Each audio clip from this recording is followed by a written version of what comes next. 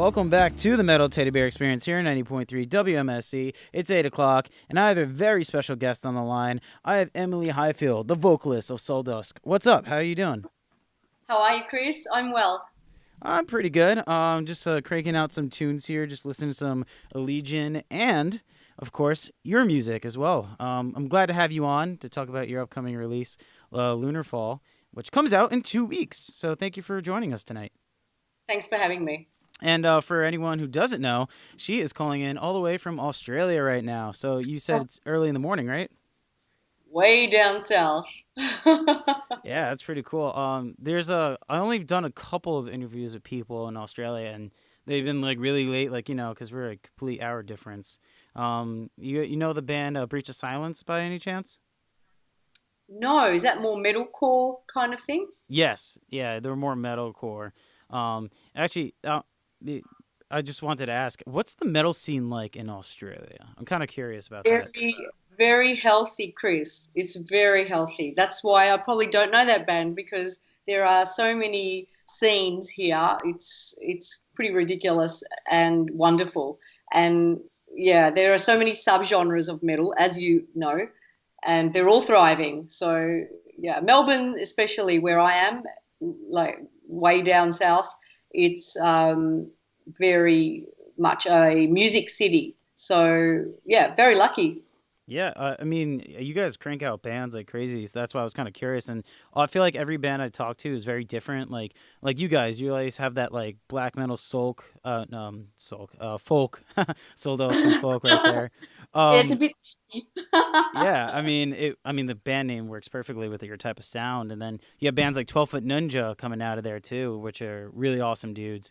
So I kind of like the Australian metal scene right now. It's pretty diverse and very healthy and very supportive of each other. So it's great. Yeah, I was gonna say like here in New Jersey, we have a very big hardcore scene. Not really metal per se, but there is a very big hardcore scene, especially in South Jersey over here. Have you been to the States? Have you been to Jersey? No, I cannot wait. Next year, probably.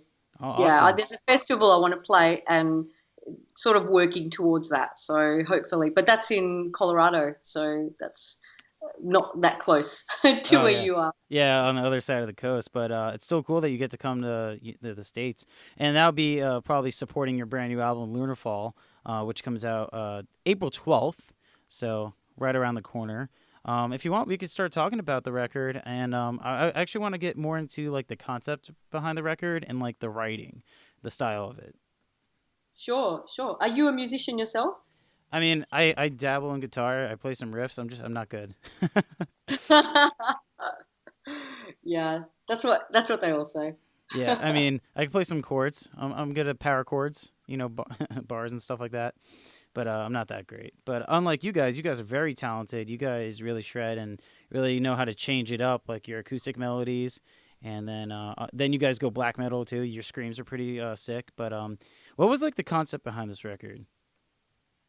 This was pretty much my vision because I'd been doing thrash metal for a while and then I just had enough of it. And the usual sad sack band story where everything imploded and everyone was like um, just burnt out. And I took a long break from music and then I came back with just my acoustic and myself.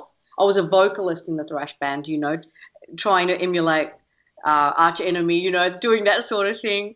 And then I kind of went, I need to kind of pull back and get back into what I really love about music and how I got back into it.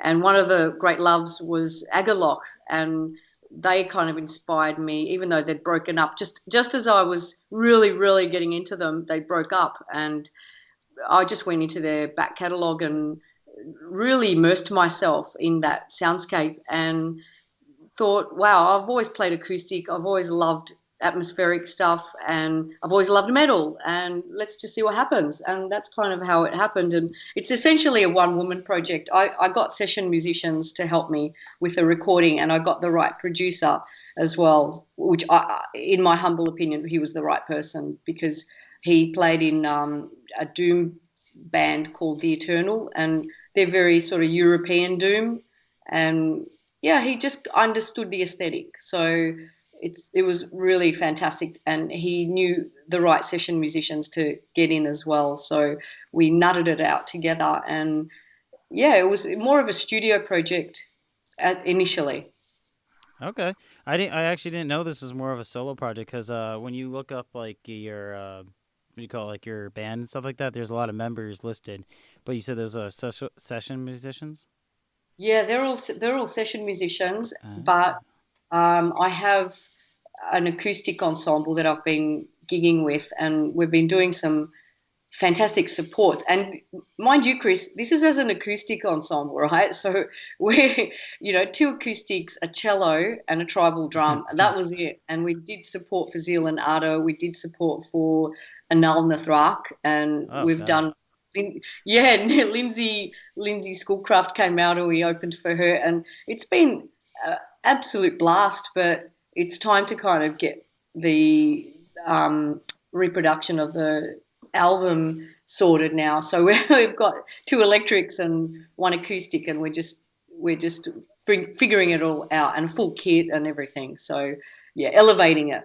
Yeah, it's pretty awesome, especially with bands like Zeal and Ardor and Now Nathrock. I mean, that's pretty awesome. Actually, Zeal and Ardor is coming around next week in our area, so we get to see them. So shout out to them. Um, Great energy, really fantastic energy. yeah, definitely. I can't wait for their performance. But so how long did it take to write this record? Uh, Probably about 6 months, and the recording took a year. Oh wow, why did it take so long?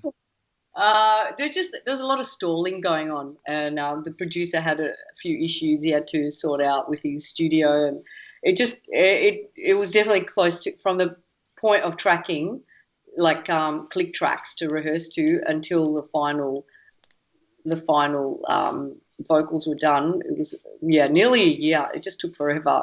But I think going into the next one, I'll be more prepared. But the actual writing of the songs was, no, it came. So it just flowed very easily. And one of the songs was essentially an adaptation of another band's song. So that one was easy because it was pretty much following their chords and following just their arrangement as well, but just doing it acoustically. And of course, it was done with permission and also with a blessing. So yeah, there's the band are fantastic. The band I'm referring to are the Trees of Eternity, and Alia Stanbridge was the vocalist, and she passed away, and that was just as they released their album. So it was really, I don't know, it was just so poignant and sad and frustrating to hear that story, and after listening to their amazing music, and I just kind of felt I wanted to extend her memory a bit in my own humble way. And yeah, so that song didn't take that long because I just changed lyrics and kind of adapted it to the situation of what's happened with them. And that one was easy. And then another track was a collaboration with an artist from SoundCloud. SoundCloud's got some amazing underground, raw, one-man black metal projects. It's very thriving. And one of the guys was writing some acoustic black metal, and I just kind of vibed with it immediately. And I went, I have to do something with this. And we worked together on that, and that was another easy track as well. So I could tell that dark acoustic things is kind of like your forte, right? Yeah, it's always been, I think that's one of the sounds that drew me to music as a kid. And I just kind of went, oh, I loved it. Like I heard Simon and Garfunkel, that's not it's not metal, but it's pretty intense. And I remember being a kid and hearing some of the lyrics, and they did a version of Silent Night, and they sampled, this is so innovative for the 60s, they sampled the news, the nightly news reporting about the Vietnam War, and it just struck me as a kid. I just went, oh, this is intense. Yeah. And then hearing they're beautiful. Paul Simon's an amazing acoustic player, and that kind of got me into music. But I heard once that metal and folk are kind of interlinked in some way. I'm not sure how, but I don't know, there's some intensity there with that sort of, um, I don't know, that sort of uh, feeling, I guess. Well, one of the bands that comes to my mind when I think of dark acoustic and like a little bit of folk is Opeth. Now I know they have a lot of like they're like a progressive death metal band, and one of the albums that I think about right now is a Damnation, and Definitely, definitely, yeah, yes. like the Damnation album is very toned down compared to like Black Water Park and their other albums they put out, because they can go straight up death metal with everything. But that album is such a change, and just listening to your album, Lunar Fall, I kind of got that vibe. Was Opeth like a favorite band of yours or an influence on this record? Absolutely, without question, without question, and especially I think not consciously, but that particular album for me, it was very much again, it's like it's heavy, but it's heavy in an intense emotional way rather Yes. than yeah, just layering on the heavy guitars. So yeah, it's definitely aligned. If I remember correctly, that album was during Michael Alkerfelt, the lead singer. I think his grandparent passed away. I think, and it was like a very emotional record for him. And I think Steve Wilson actually had to fill in on a track for him or something like that. Oh, really? I didn't know that. Wow. Yeah, I mean, guys, don't quote me out there. Don't quote me on this, but I'm pretty sure we got to look this up on Google later on. But yeah, I'm pretty sure that's why it was such a dark and heavy record. I mean, just I remember some days when you're having like one of those sad days, dark days. That's a great album to put on during the rain. Like Window Pane and stuff like that. So Very much so. Yes, it's definitely that vibe, and I think with my music as well, you don't really want to play it at the gym when you're doing squats. oh That's yeah. death metal's for, right? That's what death metal's for. But it's definitely for the quiet, contemplative, like focusing kind of style. And I had one reviewer who said, this is actually a sort of metal, if you want to call it metal, I don't know, but if yeah, if you want to go to sleep to it, it's like ambient music for metalheads. So No, it's you know, it's it's definitely a metal record. There's no doubt about that. You don't have to be like blast beats or distortion. Like a lot of people have that misconception. You can have songs like your album, Lunar Fall. You can have stuff like that, which is very much metal, like you said, because it's heavy in like an emotional aspect. it def- to me it definitely belongs in the pool, in the pond, in the Yes. swamp. So it definitely takes from. I can't help it. Once you're metal for life. It's in there, and you can't ever.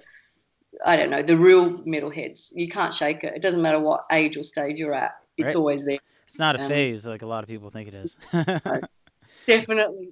And I think that's why hipsters get a real, a real bagging out, because for them it might be a phase, but the real metalheads, it's always there, and it comes out. It's there. Like Matt Heafy from Trivium, the vocalist, he was talking about how when he realized at a very young age, because he started Trivium at like think he was 16 when he joined the band. He talked about how metal. He soon realized that metal was like not just a music or genre; it was like a way of life. Like it's very like people build their lives around their music and metal, and every day like music is such a big part of it, and metal can be that same way. It's like a way of life. And when I heard him say that, I was like, I totally relate to that because every day I wake up and I'm like, I want to listen to this song. I have this going on. Like I very like relate to every song or, metal I hear. You know. Oh, it's exactly the same as myself. Yeah, it is. It is a lifestyle, and it's an attitude as well. Yes, So definitely. yeah, for life. Well, you always hear fans pick their favorite tracks, like, oh, I like this track the best, and I rather this one. But it's always interesting to hear what the artist who actually wrote the album, what one of their favorite tracks are, the ones that are very emotional to them. What's like the track that you're most attracted to, or like means a lot to you on this album? I think the last track, Sovereign Shrines, is the one that is exciting for me, because that's kind of the direction I want to head in with the next album, and it's definitely a sort of it's a soothing um, song, but at the same time it kind of it really breaks down. And the structure, I'm really happy with the structure of it because it's in sort of three sections rather than, you go back to the refrain, there's the verse and then there's the bridge and then there's a meander here and that's what it's just definitely more free-flowing, structured.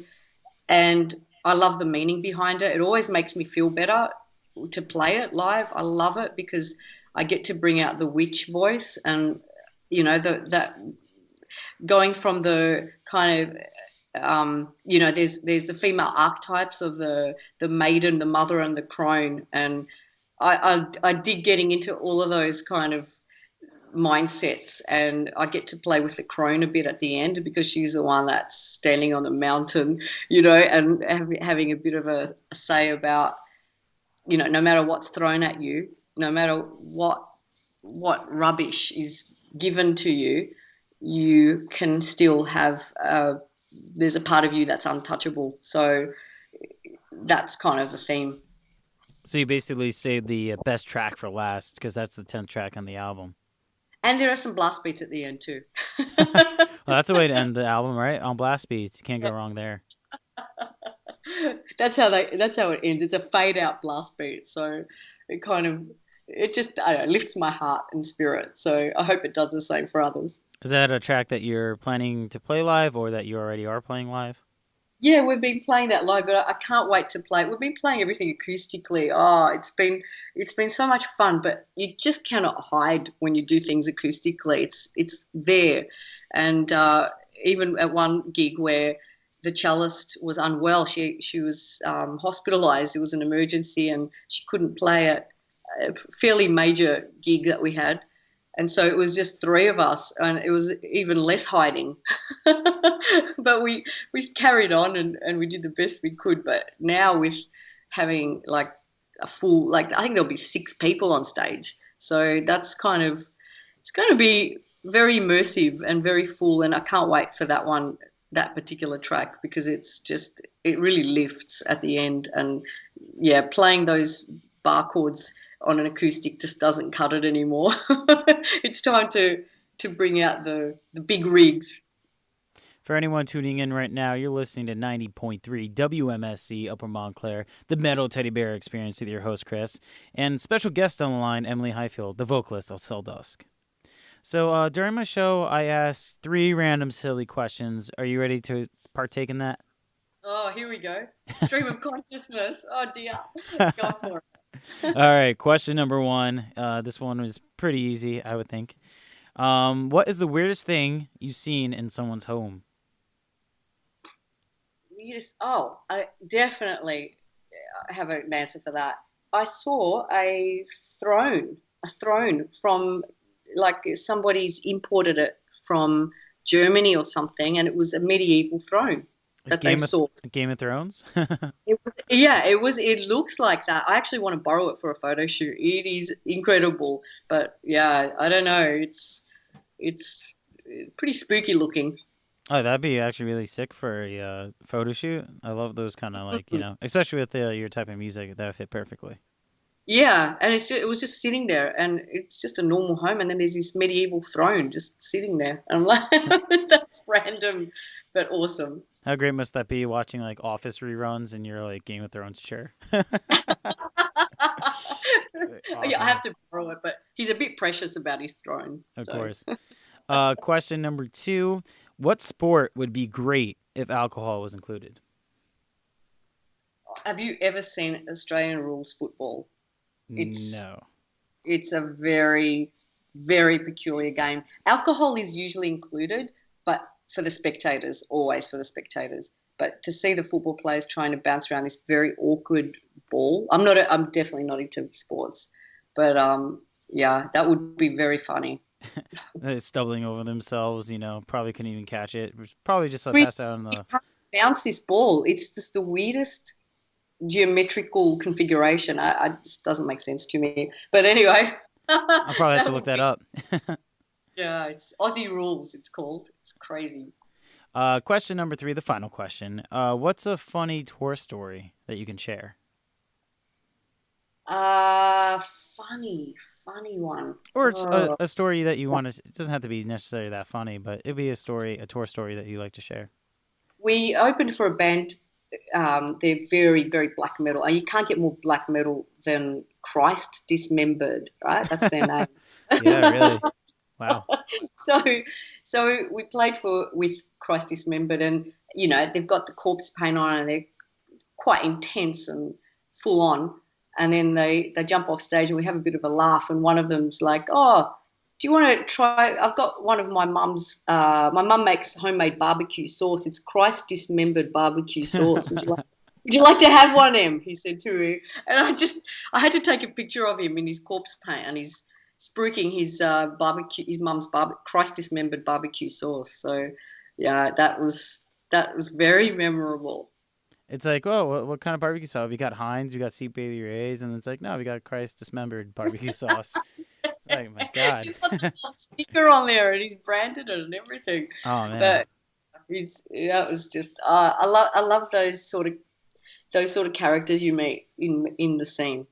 I feel like a lot of band members or bands in general are like making their own like hot sauce or wine or beer or whatever they can. Like the dude from Offspring, Dexter, he has his own hot sauce, and then like Slayer just put out their Raining Blood wine. Like, you know, I didn't realize this was a thing. Is there a thing? yeah. Wow. And a lot of people have been putting out. A lot of bands have been putting out coffee, like Korn, Mastodon, Periphery.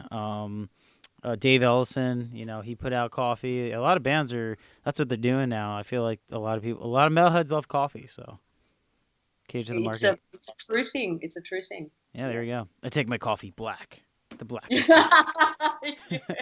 just like Death Clock. I'm a bit softer. I always have milk, so Ah, okay.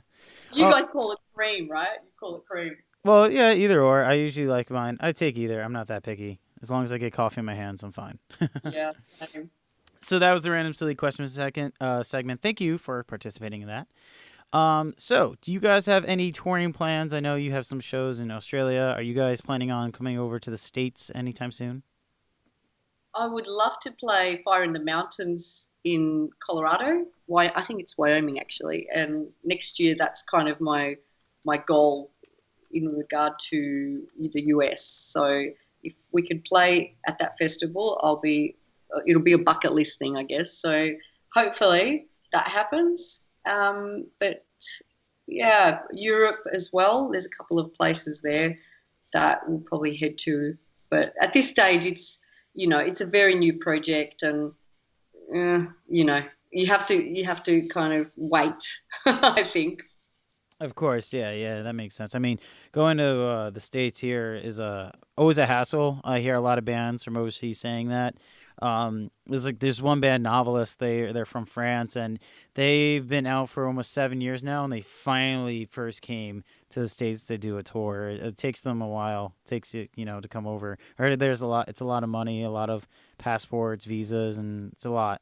Yeah, I hear there's a lot of red tape, and the officials are very like I don't know. I've heard bad things, to be honest, but Yeah. I don't know. I can only judge it for myself.